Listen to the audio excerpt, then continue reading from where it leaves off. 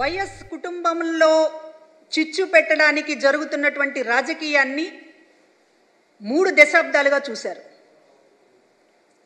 రాజశేఖర్ రెడ్డి గారు బ్రతుకున్న సమయంలోనే జాతీయ పార్టీగా ఉన్నటువంటి కాంగ్రెస్లోనే కొంతమంది పెద్ద తలకాయలు ఇక్కడ ఉన్నటువంటి చంద్రబాబు నాయుడుతో చేతులు కలిపి ఆ కుటుంబాన్ని విడదీయాలని చేస్తున్నటువంటి కుట్రలని కడప ప్రజలకేమీ కొత్త కాదు. రాజశేఖర్ రెడ్డి గారు చనిపోయిన తర్వాత ఇవాళ మీరు ఏదైతే సానుభూతి కోసం మాట్లాడుతున్నారో అదే వివేకానంద రెడ్డి గారు వైఎస్ కుటుంబం నుంచి పూర్తిగా డీవియేట్ అయ్యి ఆ రోజున ఒక మంత్రి పదవి కోసం కాంగ్రెస్ పార్టీతో చేతులు కలిపి జగన్మోహన్ రెడ్డి గారికి వ్యతిరేకంగా వైఎస్ బిడ్డలకు వ్యతిరేకంగా ఆ రోజున రాజకీయం చేసింది కడప ప్రజలు చూడలేదా? వైఎస్ వివేకానంద రెడ్డిని ఓడించడానికి ఎమ్మెల్సీ ఎన్నికల్లో మీరు పక్కన పెట్టుకుని మాట్లాడుతున్నటువంటి బీటెక్ రవి ఆ రోజు వైఎస్ వివేకాన్ని ఓడించడానికి ఎవరైతే ప్రయత్నం చేశారో వాళ్ళందరూ కూడా ఇవాళ మీతోటి కలిసి ప్రయాణం చేసే పరిస్థితి, మీ గురించి సానుభూతిగా మాట్లాడేటటువంటి పరిస్థితి. కడప ప్రజలు ఎన్నాళ్ళుగా చూస్తున్నారు ఈ రాజకీయాన్ని.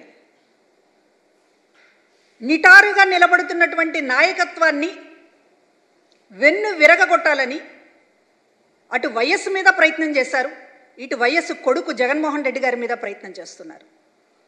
కాకపోతే ఈసారి చంద్రబాబు ఉచ్చులో కాంగ్రెస్ పార్టీ పన్నాగంలో షర్మిల చిక్కుకోవటమే మా దురదృష్టం, చంద్రబాబు అదృష్టం. కాబట్టి ఈరోజు కడప గడ్డ మీద నిలబడి హత్య రాజకీయాల గురించి లేకపోతే మరొక దాని గురించి ఎవరైనా ఎన్నికల్లో ఎందుకు పోటీ చేయాలనుకుంటారు? షర్మిల గారు ప్రజల సమస్యలు దాని మీద పరిష్కరిస్తాననేటటువంటి నమ్మకం ఉన్నవాళ్ళు పోటీ చేయాలని అనుకుంటారు, పార్టీలు పెట్టాలని అనుకుంటారు, పార్టీలకు నాయకత్వం వహించాలనుకుంటారు. కానీ మీరు 2 విషయాలు చెప్తా ఉన్నారు. హంతకుడు అని అవినాష్ రెడ్డి మీద ముద్ర వేస్తూ ఉన్నారు. కేసు విచారణ అంటే మీకు కోర్టుల మీద నమ్మకం లేదు, చట్టాల మీద నమ్మకం లేదు, మీ బుర్రలో ఏది తోస్తే అదే తీర్పు, అదే విచారణ, మీరు కూడా శిక్ష కూడా మీరే వేయాలనేటటువంటి వైఖరి ఇది సరి అయిందేనా? కోర్టు విచారణలో జరుగుతున్నటువంటి విషయాలు దానికి సంబంధించినటువంటి ఏమిటి అనేటటువంటిది దాని లోతులకు వెళితే ఈ ప్రెస్ మీట్ సరిపోదు. కానీ విచారణ పరిధిలో ఉన్నటువంటి ఒక అంశాన్ని తీసుకొచ్చి ఎన్నికల అంశంలో మార్చడంలో మీ రాజకీయం ఏమిటి? ఆ రోజున జగన్మోహన్ రెడ్డి గారికి వ్యతిరేకంగా, విజయమ్మ గారికి వ్యతిరేకంగా వైఎస్ వివేకాన్ని నిలపడంలో ఈ కూతురు సునీత, ఆ కుటుంబము ఆ రోజున ప్రోత్సహించింది నిజం కాదా? ఈ రోజున మీ స్వార్థ కారణాలతోటి మీరందరూ కూడా ఏకమయ్యి